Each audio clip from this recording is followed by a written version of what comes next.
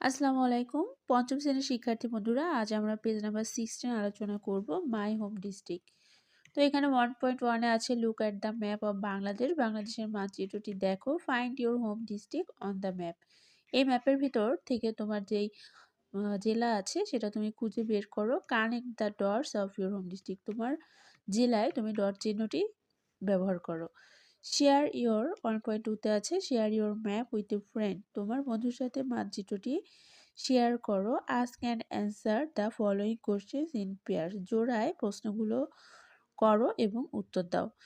এখানে home district বলতে বোঝাচ্ছে তোমার বাসা, মানে তোমার বাসাটা কোন জেলাতে সেটা। তো নাম্বার এ তে আছে what is the name of your home district.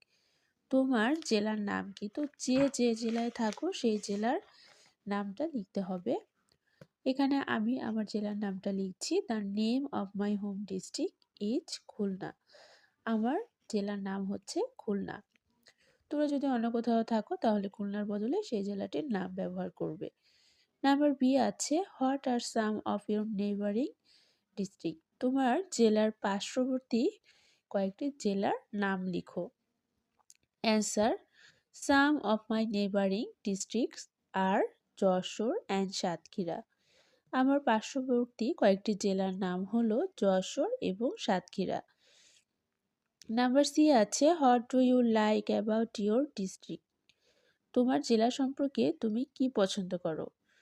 I like my district because it is beautiful and full of rivers. আমি আমার জেলার যে সৌন্দর্য এবং নদীতে পরিপূর্ণ এই জিনিসটা আমি পছন্দ করি। ধন্যবাদ।